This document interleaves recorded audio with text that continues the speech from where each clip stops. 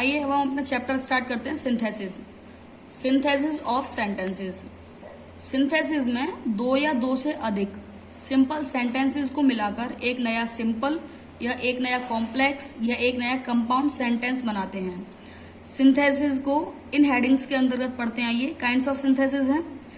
First होता है combination of simple sentences into one simple sentence, यानी कई साधारण वाक्यों को मिलाकर एक साधारण वाक्य बनाना।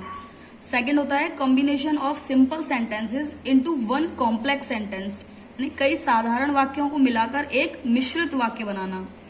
थर्ड होता है combination of simple sentences into one compound sentence, यानी कई या दो से अधिक साधारण वाक्यों को मिलाकर एक संयुक्त वाक्य बनाना। आइए अब सिंथेसिस आगे पढ़ते हैं। Formation of simple sentences. जब एक से अधिक सिंपल सेंटेंसेस को जोड़कर एक वाक्य बनाते हैं। पहले देखिए सेंटेंस क्या होता है।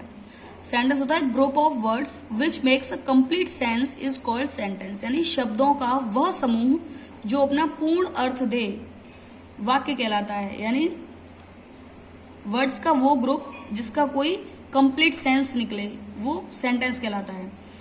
यहाँ पे वाक्य सिंथेसिस के लिए वाक्य तीन प्रकार के होते हैं। First simple sentence, second complex sentence और थर्ड कंपाउंड सेंटेंस। पहले हम सिंपल सेंटेंस पढ़ते हैं। सिंपल सेंटेंस वह वाक्य जिसमें केवल एक ही मुख्य क्रिया यानी फाइनाइट वर्ब होती है, सिर्फ एक फाइनाइट वर्ब होती है। अब देखिए पढ़ते हैं इसे कैसे बनाएं। फर्स्ट है प्रेजेंट पार्टिसिपल। प्रेजेंट पार्टिसिपल क्या होता है? वर्ब की फर्स्ट फॉर्म में आईएनजी, वर्ब की फर्स्ट फॉर्म में आईएनजी लगा करके प्रेजेंट पार्टिसिपल बनता है।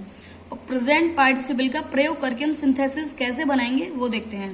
इसकी फर्स्ट हेडिंग है जब दो कार्यों में से पहले कार्य के दौरान ही दूसरा कार्य हो।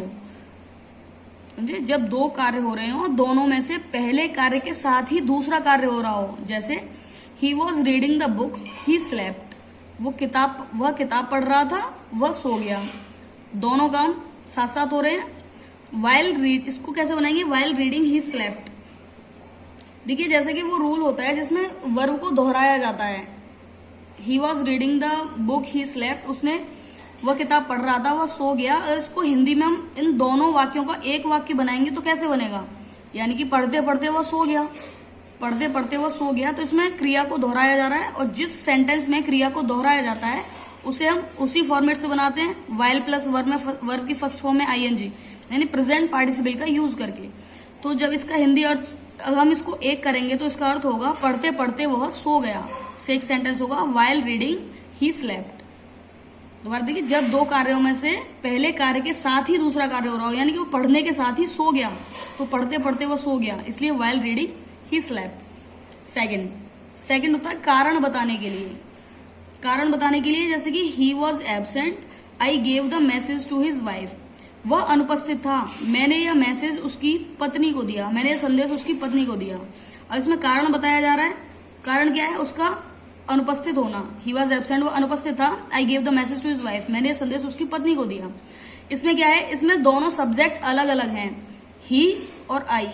पहले का सब्जेक्ट ही है, ही वॉज एबसेंट, वो अनुपस्थित था। और दूसरे सेंटेंस है I gave the message to his wife, दूसरे का सब्जेक्ट बिल्कुल अलग है, आई है। तो जब दोनों के सब्जेक्ट्स अलग अलग होते हैं तो कैसे बनाएंगे? उसमें बीइंग लगा करके। तो he being absent, I gave the message to his wife, यानी कि उसके अनुपस्थित होने का संदेश मैंने उसकी पत्नी को दिया।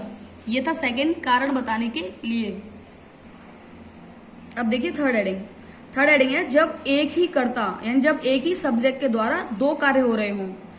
उसमें क्या था? हमारे दोनों के सब्जेक्ट अलग अलग थे, इसमें एक ही सब्जेक्ट के द्वारा दो अलग अलग कार्य हो रहे हैं। जैसे he went out, he was smiling, वह चला गया हो या वह बाहर गया, ही वॉज स्माइलिंग, वह मुस्कुरा रहा था। दोनों को हिंदी में एक कैसे करेंगे? यानी वह मुस्कुराते हुए बाहर चला गया, तो ही वेंट आउट स्माइलिंग। यानी जब एक ही सब्जेक्ट के द्वारा दो अलग अलग कार्य हो रहे हों तो उन्हें इस प्रकार बनाते हैं ही वेंट आउट स्माइलिंग, वो मुस्कुराते हुए बाहर चला गया। अब देखिए हेडिंग नंबर 4। हेडिंग नंबर 4, जब कर्ता के द्वारा एक कार्य के तुरंत बाद दूसरा कार्य हो, यानी कि सेंटेंस का सब्जेक्ट जो है एक कार्य के बाद तुरंत बाद दूसरा कार्य कर रहा हो, जैसे ही open the door he began to read, उसने दरवाजा खोला और वो पढ़ने लगा। तुरंत हुआ है कार्य, पहले उसने दरवाजा खोला और तुरंत ही वो पढ़ने लगा। He open the book he began to read. तो इसको हम हिंदी में कैसे कन्वर्ट कर सकते हैं? Opening the book he began to read. Sorry, मैंने बुक डोर बोला। ही ओपन द बुक, उसने किताब खोली, ही बिगन टू रीड, और वो किताब पढ़ने लगा, यानी वो उसे पढ़ने लगा। तो एक ही सब्जेक्ट है ही, दोनों का सब्जेक्ट सेम है ही, और एक ही ने तुरंत बाद दूसरा कार्य किया है। तो पहले उसने किताब खोली, फिर वो उसे पढ़ने लगा। किताब खोलने के तुरंत बाद पढ़ने का कार्य हो रहा है, तो उसके लिखेंगे opening the book he began to read, यानी किताब को खोलकर वह पढ़ने लगा। ठीक है। फिफ्थ हेडिंग, दो कार्यों में जब एक कार्य दूसरे कार्य के लिए ही किया जाए, यानी कि दो कार्य हो रहे हैं और जब एक कार्य दूसरे कार्य के लिए ही किया जाए।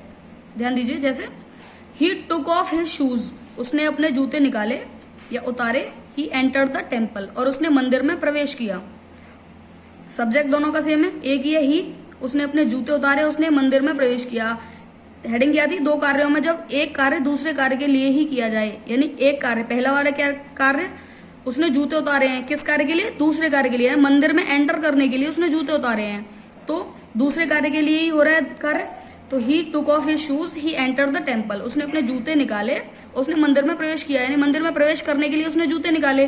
तो taking of the shoes he enter the temple, यानी अपने जूते निकालकर उसने मंदिर में प्रवेश किया। अंडरस्टैंड? यहां हुआ प्रेजेंट पार्टिसिपल खत्म।